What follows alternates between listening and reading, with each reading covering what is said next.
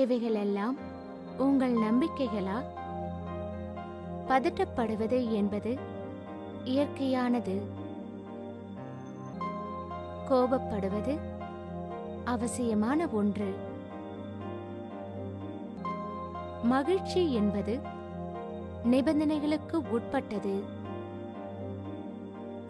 மனதை ஒருநிலைப்படுத்தி தியானம் செய்வது கடினம்.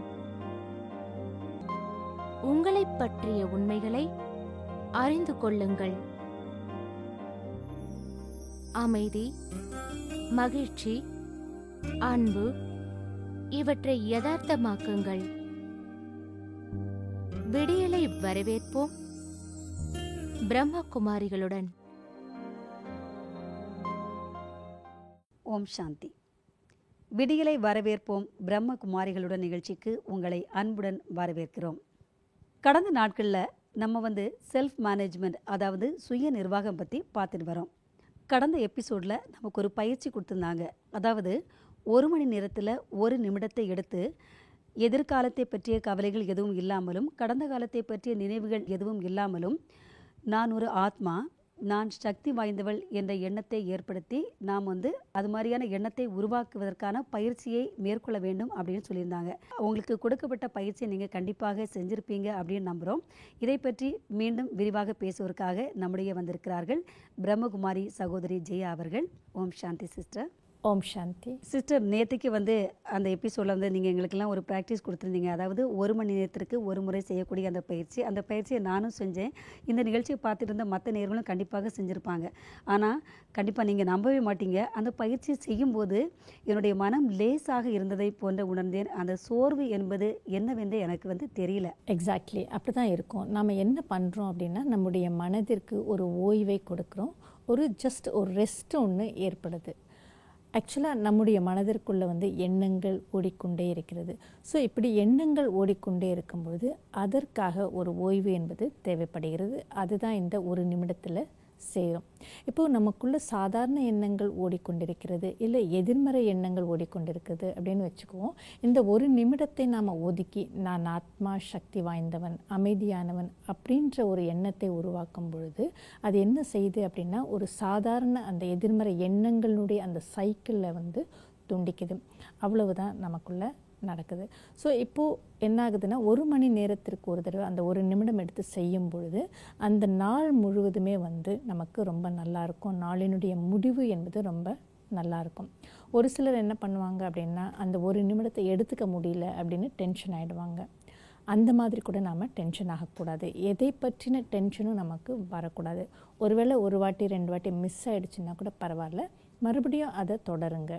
அப்படி தொடரும் பொழுது என்ன ஆகும் அப்படின்னா, நமக்கு அது பழகி போயிடும். ஸோ ஒரு 10 நாள் கழித்து என்ன ஆகும்னா, நம்முடைய பாடி கிளாக் அப்படின்றது தானாகவே செட் ஆகிடும். நமக்கு ஒரு அலாரமோ இல்லை வெளியிலேருந்து ஏதாவது ஒரு விஷயமோ நினைவுபடுத்த தேவையில்லை. நாம் ஆட்டோமேட்டிக்காகவே நாம் அந்த 1 மணி நேரத்திற்கு 1 நிமிடத்தை நாம் எடுத்துக்கிட்டு நாம் அந்த பயிற்சியை செய்ய ஆரம்பிப்போம். சிஸ்டர், பல தடவை நான் அலாரம் வச்சுருந்தும் கூட 4 மணிக்கு சரியாக எழுந்திருக்கிறேன், 6 மணிக்கும் சரியாக எழுந்திருக்கிறேன். 6 மணிக்கு சரியாக எழுந்துட்டு நான் பார்த்தா டைம் கரெக்டாக அந்த நேரம் 6 மணியாக தான் இருந்துகிட்ருக்கோம். ஆமாம், நம்முடைய பாடி கிளாக் அப்படின்றது செட் ஆகிடுது. இப்படி 1 மணி நேரத்திற்கு ஒரு தடவை 1 நிமிடத்தை ஒதுக்கி செய்கிற பயிற்சி என்பது என்ன ஆகும்னா, ஒரு 10 நாள் கழித்து நமக்கு அலாரம் என்பது தேவைப்படாது. நம்ம அந்த பேட்டர்னில் வந்துடுவோம். ஆனால் அதற்கான பயிற்சியை நாம் டெஃபினட்டாக செஞ்சாகணும். இன்ஃபேக்ட் திஸ் ரீஎன்ஃபோர்சஸ், அதாவது நம்முடைய உடல் நம்முடைய கட்டளைக்காக காத்துட்ருக்கு. நம்முடைய மனதும் கூட நம்முடைய கட்டளைக்காக தான் காத்துட்ருக்குன்னு நம்ம சொல்லலாம். ஆனால் நாம் நம்முடைய மனதிற்கு எதையுமே சொல்லிக் கொடுப்பதில்லை, எதையுமே செய் என்று கட்டளையிடுவதில்லை. எதை நினைக்க வேண்டும், எதை நினைக்கக்கூடாது, எது தவறு, எது சரி அப்படின்னு நாம் எதையுமே சொல்லிக் கொடுக்கறதில்ல. நாம் தேவையில்லாத விஷயங்களை யோசிக்கிறோம், சிந்திக்கிறோம். அதுக்கப்புறமா எண்ணங்கள் தானாக வருது அப்படின்னு சொல்லிட்டு நம்ம சொல்லிடுறோம். அப்படின்னா நம்முடைய மனம் மற்றவர்களின் இன்ஸ்ட்ரக்ஷனையும் அப்புறமா எடுத்துக்கிறது இல்லையா? ஸோ மற்றவங்கள இன்ஸ்ட்ரக்ஷனை எடுத்துக்கிற நம்முடைய மனம் நம்முடைய சொல்லை ஏன் கேட்காது? ஸோ நம்முடைய மனதை நாம் டிசிப்ளின் படுத்தணும்.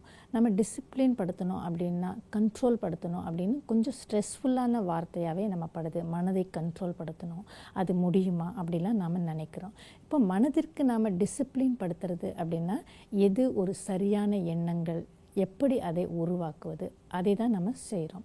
இதை பல காலமாக நாம் வந்து நெக்லெக்ட் செஞ்சிட்டோம், நிராகரிச்சிட்டோம். அட்லீஸ்ட் இப்போவாவது நம்முடைய மனதிற்கு வந்து எப்படி சரியான எண்ணங்களை உருவாக்குவது அப்படின்றத சொல்லிக் கொடுக்கணும். நம்முடைய மனம் தானே, நாம் சொல்கிறத ஏன் கேட்காது? நம்முடைய மனம்தான் நம்முடைய குழந்தை தான் என்கிறோம் இல்லையா? It's very true. It can be a very beautiful relationship. ஆமாம், நம்முடைய முதல் ப்ரையாரிட்டி, முதல் உறவு என்பது நம்மோடு தான். ஸோ நம்முடைய ப்ரையாரிட்டியில் வந்து நான் சுயம் என்பது வர வேண்டும். அதன் பிறகு தான் குடும்பம் அல்லது ஃபேமிலி, அதன் பிறகு தான் ஒர்க் அப்படின்றது நம்ம செட் பண்ணிக்கணும். இப்போது நம்மோட உறவு என்பது உருவாகிவிட்டது. இதில் எதை நம்ம மேனேஜ் செய்யணும்? இப்போ நாம் ஸ்கூலுக்கு போகிறோம் அப்படின்னா நம்ம எதை படிக்கிறோம்?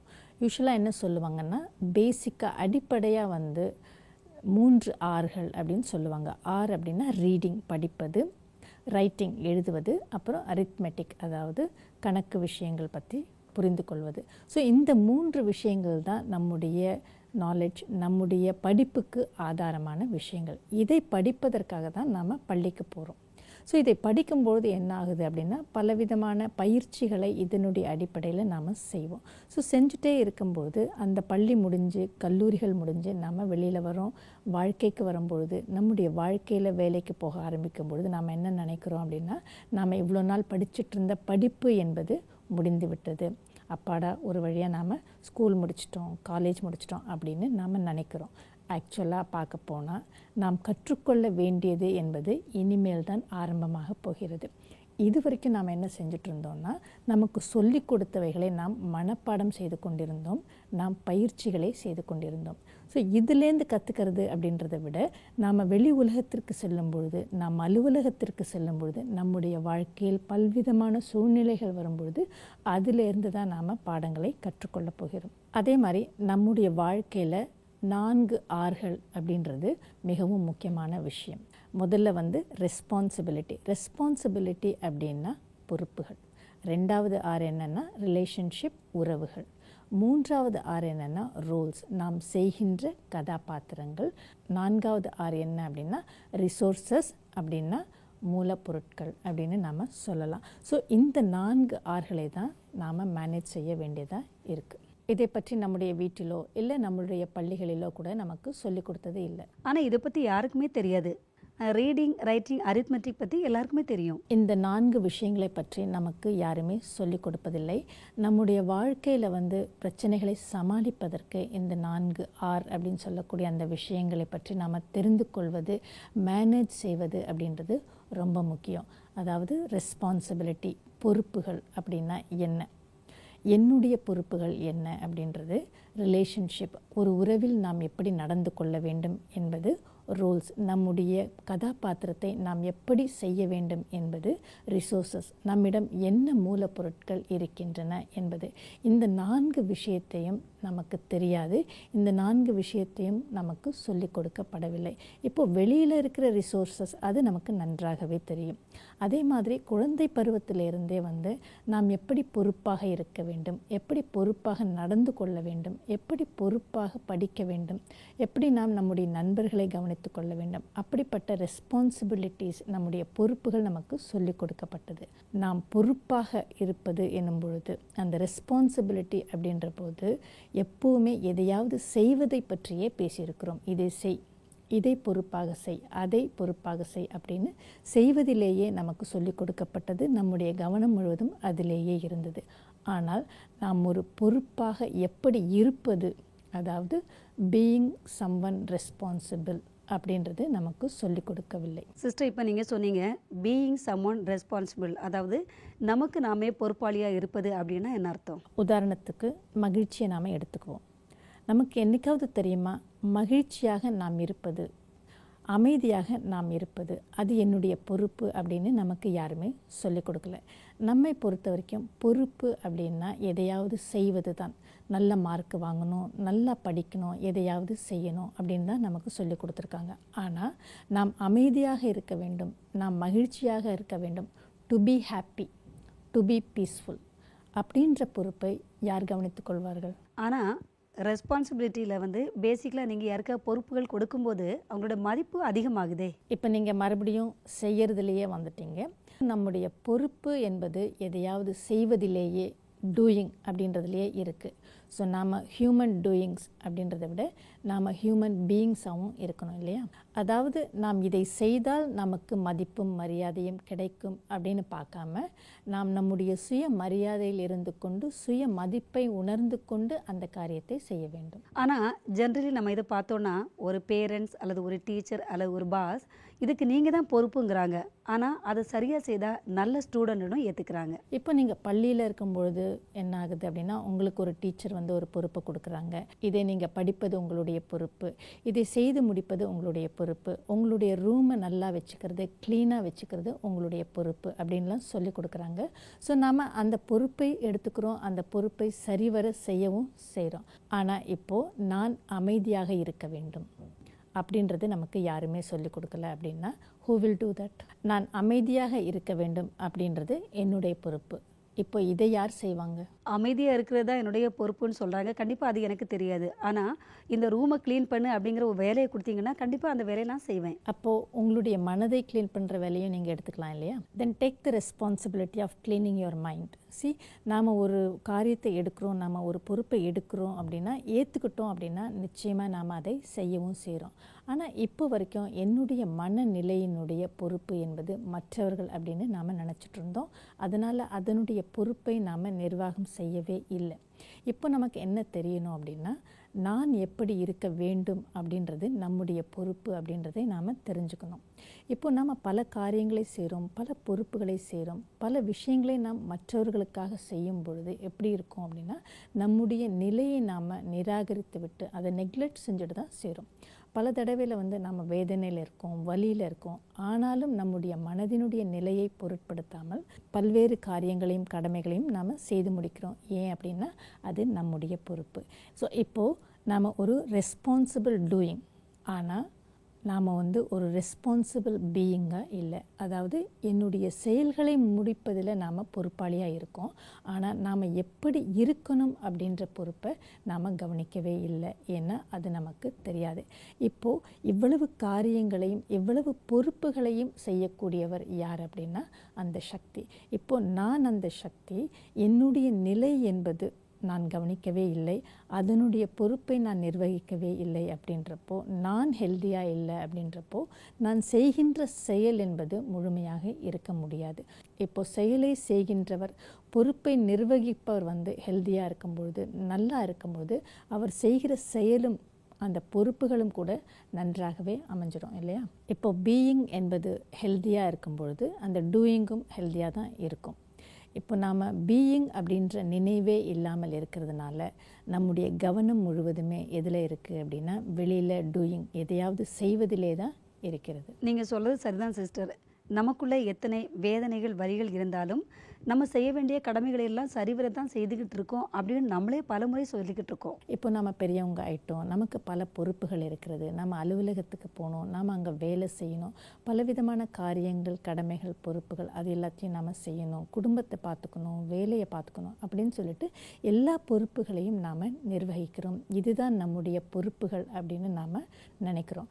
இப்போது நம்மை நாம் பார்த்து கொள்வது, நம்மேல நாம் கவனம் வைப்பது அப்படின்றது கூட நம்முடைய ரெஸ்பான்சிபிலிட்டி தான். ஸோ இவ்வளவு விஷயங்களை செய்யும் பொழுது நம்மை நாம் பார்த்து கொள்வது, கவனித்து கொள்வது அப்படின்ற அந்த நினைவே இல்லாததுனால அந்த பீயிங் பார்ட் அப்படின்றது நிராகரிக்கப்பட்டு விடுகிறது.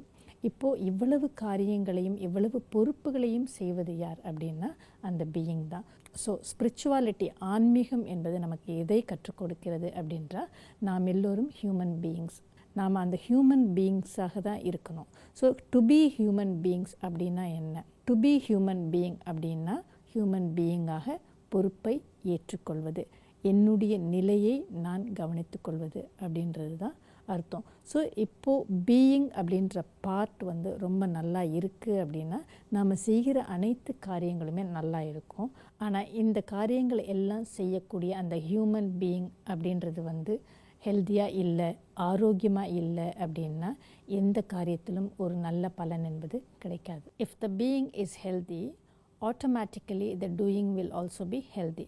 ஆனால் பீயிங்க்கு நாம் பீயிங் அப்படின்ற ஒரு நினைவே இல்லாமல் டூயிங் அப்படின்றதுலேயே முழு ஃபோக்கஸும் இருக்கிறது. சிஸ்டர், நம்ம வாழ்க்கையில் நம்ம எவ்வளோ தவறான உணர்வுகள் இருக்கோம், அதே தான் நம்ம செஞ்சுட்ருக்கோம். நம்ம சொந்தக்காரங்களுக்காக, நம்முடைய பந்தங்களுக்காக, உறவுகளுக்காக, அவங்களுக்காக, இவங்களுக்காக நம்ம எல்லாத்தையுமே செஞ்சுட்டே இருக்கோம். ஆனால் அது சரியான விஷயமே கிடையாது. நம்முடைய லிஸ்ட்டில் நம்மை பார்த்துக்கொள்வது நம்முடைய பொறுப்பு அப்படின்றது இல்லை. நம்ம குழந்தையாக இருக்கும்பொழுது நமக்கு பல விஷயங்கள் சொல்லிக் கொடுக்கப்பட்டது. ஆனால் நம்மையும் நாம் கவனித்து கொள்ள வேண்டும், அதுதான் நம்முடைய பொறுப்பு என்பது நமக்கு சொல்லிக் கொடுக்கப்படவில்லை. ஏன் அப்படின்னா, இப்போது நான் யார் அப்படின்ற உணர்வு என்பது இல்லை. இப்போ நான் யார் அப்படின்னு நம்ம கேட்கும்பொழுது நம்ம என்ன நினைக்கிறோம் அப்படின்னா, நான் தான் ஒரு ஸ்டூடெண்ட், நான் ஒரு மனைவி, நான் ஒரு தாய், நான் ஒரு மகள் அப்படின்ற ஒரு நிலையை தான் நான் என்று எடுத்துக்கொள்கிறோம்.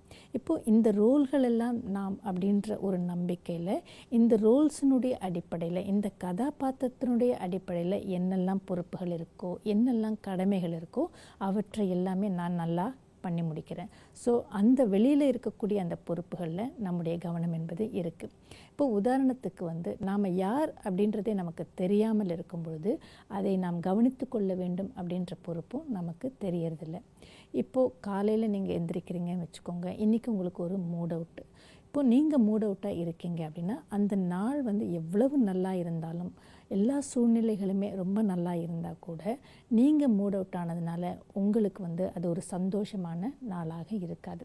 ஒருவேளை நீங்கள் எந்திரிக்கும் போது ரொம்பவுமே ஒரு நல்ல ஒரு மனநிலையில் எந்திரிக்கிறீங்கன்னு வச்சுக்குவோம், அந்த நாளில் பல்வேறு பிரச்சனைகள் வந்தாலும், எப்படிப்பட்ட சூழ்நிலைகள் வந்தாலும் அதை உங்களால் சமாளிக்க முடியும், அதை நீங்கள் சந்திக்க முடியும். ஸோ இப்போது பீயிங், நான் அப்படின்ற பீயிங் எது அப்படின்னா, சூழ்நிலைகளை சமாளிப்பவன், எல்லாவற்றையும் பார்த்து கொள்பவன் அப்படின்றது தான் அர்த்தம்.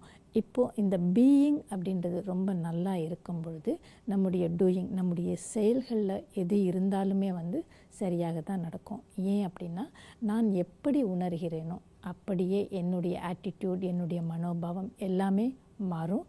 அதனுடைய அடிப்படையில் தான் என்னுடைய செயல்கள் என்பதும் இருக்கும். ஸோ இதை நாம் புரிஞ்சுக்கணும். இப்போ உதாரணத்துக்கு நம்முடைய கோர் வேல்யூஸ், நமக்குள்ளே இருக்கிற நல்ல விஷயங்களை நமக்கு தெரியல. ஸோ நாம் அதை பயன்படுத்தினா தான் நம்முடைய உறவுகளில் நல்லா இருக்க முடியும், நம்முடைய காரியங்களும் சரியாக நடக்கும். இப்போ டாக்டருக்கு படிக்கிறோம், என்ஜினியருக்கு படிக்கிறோம் அப்படின்றப்போ எதுக்காக நாம் படிக்கிறோம் அப்படின்னா, நாம் பணத்தை சம்பாதிக்கிறதுக்கு நாம் சொல்லலாம். ஆனால் நான் எப்படி இருக்க வேண்டும், என்னுடைய மதிப்பு என்பது என்ன அப்படின்றது நமக்கு தெரியணும் அப்படின்னா, நம்முடைய கவனம் முழுவதும் நான் யார் அப்படின்ற அந்த பீயிங் மேலே இருக்கணும். சிஸ்டர், இப்போ நீங்கள் சொன்ன விஷயங்கள் எல்லாமே எதுவுமே நமக்கு சொல்லிக் கொடுக்கவே இல்லை. நம்ம என்ன நினச்சோம் அப்படின்னா, இந்த விஷயங்களுக்கெல்லாம் பொறுப்பாளி நாம் இல்லை அப்படின்னு நாங்கள்லாம் தலைகீழ நினச்சோம். ஸோ நாம் எல்லாத்தையுமே தலைக்கீழே தான் பண்ணிகிட்ருக்கோம். நம்முடைய பொறுப்புகளை, நம்முடைய ரெஸ்பான்சிபிலிட்டி அப்படின்றது மற்றவர்களை சார்ந்து இருக்குது அப்படின்னு நாம் நினச்சிட்டு இருந்தோம். இப்போது செல்ஃப் ரெஸ்பான்சிபிலிட்டி, சுயத்தினுடைய பொறுப்பு என்ன அப்படின்னா, நாம் தான் நம்முடைய படைப்புகளுக்கு பொறுப்பாளி அப்படின்றது தான். நம்முடைய படைப்பு அப்படின்னா நம்முடைய எண்ணங்கள், நம்முடைய உணர்வுகள், நம்முடைய செயல்கள், நம்முடைய கண்ணோட்டம், நம்முடைய மனோபாவம், இது எல்லாமே தான் நம்முடைய பொறுப்பு, நம்முடைய படைப்பு அப்படின்னு அர்த்தம். இப்போது எவ்வளவு தான் நாம் வெளியில் பொறுப்புகளை செய்தாலும் என்னுடைய மனநிலை என்பது இந்த படைப்புகளினுடைய அடிப்படையில் தான் இருக்குது. ஸோ இதை நாம் பார்க்கறது, இதை நாம் கவனித்து கொள்வது தான் செல்ஃப் ரெஸ்பான்சிபிலிட்டி, சுய நிர்வாகம் அப்படின்னு அர்த்தம். நம்முடைய ரெஸ்பான்ஸுக்கு நாம் தான் பொறுப்பாளி என்பது அர்த்தம். அதை தான் எபிலிட்டி டு ரெஸ்பாண்ட் அப்படின்னு நம்ம சொல்கிறோம். ஸோ ரியாக்ஷன் என்பது வேறு, ரெஸ்பான்ஸ் அப்படின்றது வேறு. இப்போது நமக்கு நம்முடைய ரெஸ்பான்ஸுக்கு நாம் தான் பொறுப்பு அப்படின்னு எடுத்துக்கும் பொழுது என்ன ஆகும்னா, இந்த உலகத்தில் பல்வேறு விஷயங்கள் எதிர்பாராத விதமாக கூட நடக்கலாம். திடீர்னு பூகம்பம் வருது, திடீர்னு வெள்ளம் வருது, திடீர்னு சுனாமி வருது.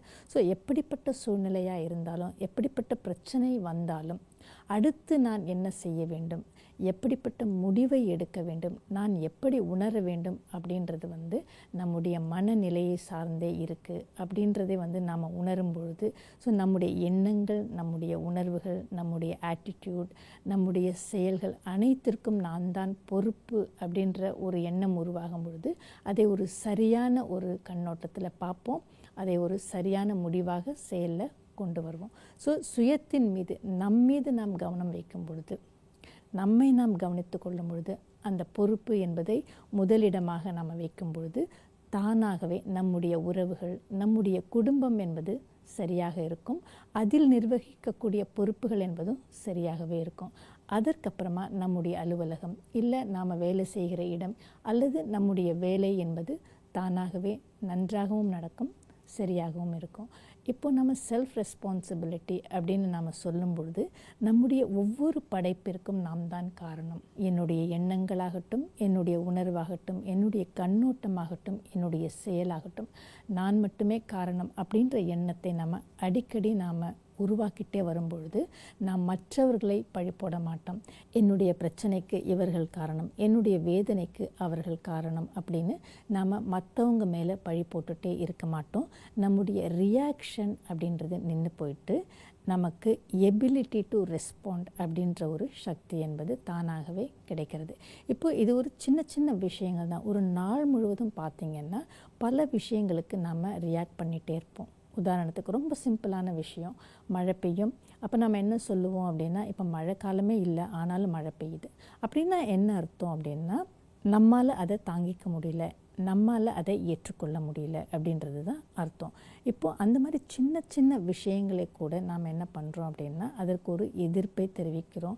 அதற்கு நாம் ரெஸ்பான்ஸ் அப்படின்றத வேறு விதமாக கொடுக்குறோம்.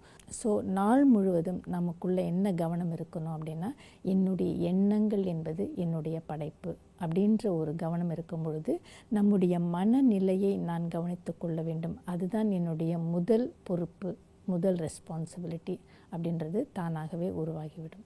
நீங்கள் சொல்லதை வச்சு பார்க்கும்போது இப்போ தான் எனக்கும் சரி, இதை பார்த்துட்டு இருக்கிறவங்களுக்கு சரி, இதோட அர்த்தம் என்னன்னு சொல்லி புரியுது. நம்ம ஒரு விஷயத்தை ஃபீல் பண்ணும்போது அந்த விஷயத்துக்கு நான் தான் பொறுப்பாளின்னு சொல்லி நம்ம யாரையும் டிபெண்ட் ஆகிறதில்ல. ஒரு நல்ல ஒரு பூவை பார்க்கும்போதும் சரி, ஒரு நல்ல ஒரு ப்ரோக்ராமை பார்க்கும்போதும் சரி, அந்த ஃபீலிங்ஸ் க்ரியேட் ஆகுது. ஆனால் அதற்கெல்லாம் நான் தான் பொறுப்புங்கன்னு நீங்கள் சொல்கிறீங்க. அப்சல்யூட்லி. எல்லாவற்றையும் நாம் தான் க்ரியேட் செய்கிறோம். வலியையும் நாம் தான் உருவாக்குகிறோம், அன்பையும் நாம் தான் உருவாக்குகிறோம், மகிழ்ச்சியையும் நாம் தான் உருவாக்குகிறோம். அதனால தான் நாம் மிகவும் சக்தி வாய்ந்தவர்கள் அப்படின்னு நாம் சொல்கிறோம். ஸோ நம்முடைய வாழ்க்கையில் நடக்கக்கூடிய ஒவ்வொரு விஷயத்துக்கும் நாம் மற்றவங்க மேலே, இந்த உலகத்தின் மேலே தான் நம்ம பழி போட்டுக்கிட்டே இருக்கோம். ஸோ நம்ம மற்றவர்கள் தான் பொறுப்பு அப்படின்றப்போ நம்முடைய கவனம் என்பது நம்ம மேலே இருக்கிறது இல்லை. சிஸ்டர், நான் என்னெல்லாம் விஷயங்களை ஃபீல் செய்கிறேனோ அது எல்லாமே என்னுடைய கிரியேட்டிவ் தான். எவ்ரி தாட் அது மனுஷனையோ விஷயங்களையோ சார்ந்தது அல்ல. ஒரு சிலரிடம் நல்ல உணர்வுகளை நான் அனுபவம் செய்கிறேன், ஒரு சிலரிடம் மோசமான உணர்வுகளை நான் அனுபவம் செய்கிறேன். இப்போது நம்முடைய உறவுகளில் அதை தான் நாம் பார்க்குறோம், நம்முடைய ரிலேஷன்ஷிப்பில் அதை நாம் பார்க்கலாம். உங்களை பற்றின ஒரு சரியான கண்ணோட்டம் இருந்தது அப்படின்னா உங்களை பற்றி நான் நல்லா ஃபீல் பண்ணுவேன். உங்களை பற்றி நான் ஒரு தவறான கண்ணோட்டத்தை வச்சுருந்தேன் அப்படின்னா நான் தவறாக தான் ஃபீல் பண்ணுவேன். ஸோ என்னுடைய ஃபீலிங்க்கு நீங்கள் பொறுப்பாக மாட்டீங்க, அதை நீங்கள் க்ரியேட் செய்யலை. ஸோ அடிப்படையில் நாம் என்ன புரிஞ்சுக்கணும் அப்படின்னா, என்னுடைய உணர்வு என்பது என்னுடைய படைப்பு. என்னுடைய எண்ணங்கள், என்னுடைய உணர்வுகள், என்னுடைய மனோபாவம், ஆட்டிடியூட், கண்ணோட்டம், என்னுடைய செயல், என்னுடைய பிலீஃப்ஸ், நம்பிக்கை எல்லாமே என்னுடைய படைப்பு என்பது தான். வண்டர்ஃபுல் சிஸ்டர், நீங்கள் சொன்னது எல்லாமே சரியாக புரிஞ்சுக்கிட்டோம். அதாவது நம்முடைய பொறுப்பு என்ன, நம்முடைய பிரச்சனை என்னங்கிறத நம்ம சரியாக புரிஞ்சுக்கிட்டோம் அப்படின்னா நம்மை நாமே நிர்வாகம் செய்கிறது அப்படிங்கிறது ரொம்ப சுலபமாகவே இருக்கும். நன்றி சிஸ்டர். ஓம் சாந்தி. ஓம் சாந்தி. என்ன நேயர்களே, இந்த நிகழ்ச்சியில் இதுவரை கூறப்பட்ட விஷயங்களையும் கருத்துக்களையும் நீங்கள் கண்டிப்பாக ரொம்ப தெளிவாக புரிஞ்சிட்ருப்பீங்க அப்படின்னு நம்புகிறோம். நாங்கள் திரும்ப திரும்ப உங்களுக்கு சொல்கிற விஷயம் ஒன்று தான். அதாவது இந்த நிகழ்ச்சியை நீங்கள் பார்ப்பதோடு மட்டும் நிறுத்தி விடாமல் இந்த நிகழ்ச்சியில் சொல்லப்பட்ட விஷயங்களை நீங்கள் உங்களுடைய வாழ்க்கையில் நடைமுறைப்படுத்தி கொள்ள வேண்டும் என்பதே எங்களுடைய ஒரே விண்ணப்பம், ஒரே கோரிக்கை. இந்த நிகழ்ச்சிகள் குறித்து உங்களுக்கு ஏதேனும் சந்தேகங்களோ கேள்விகளோ இருந்தால் அதை நீங்கள் எங்களுக்கு தொலைபேசி மூலமாகவோ அல்லது இமெயில் மூலமாகவோ எழுதி உங்களது சந்தேகங்களை நீங்கள் நிவர்த்தி செய்து கொள்ளலாம். அல்லது அருகில் உள்ள எங்களது சென்டருக்கு உங்களுக்கான பதிலை நீங்கள் பெற்றுக்கொள்ளலாம். ஓம் சாந்தி. ஓம் சாந்தி.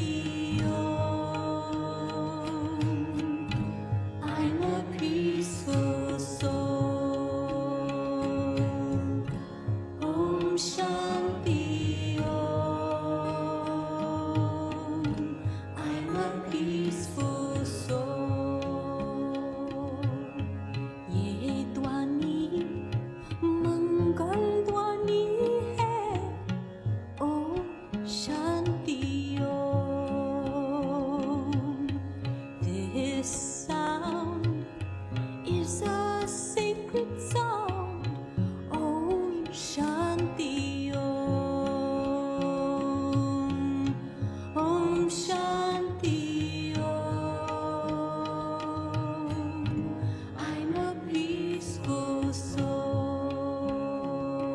பிரம்மா குமாரிகளின் சேவை மையங்களில் ராஜயோக தியான பயிற்சி இலவசமாக அளிக்கப்படுகிறது. நாள்தோறும் 1 மணி நேரம் 7 நாட்களுக்கு இந்த பயிற்சி அளிக்கப்படுகிறது. உலகெங்கிலும் 8500க்கும் மேற்பட்ட சேவை மையங்கள் இயங்கி வருகின்றது. இந்தியாவில் முக்கிய நகரங்களில் மட்டுமின்றி சிறு சிறு கிராமங்களிலும் சேவை மையங்கள் இயங்குகின்றது. மேலும் விவரங்களுக்கு நீங்கள் தொடர்பு கொள்ள வேண்டிய முகவரி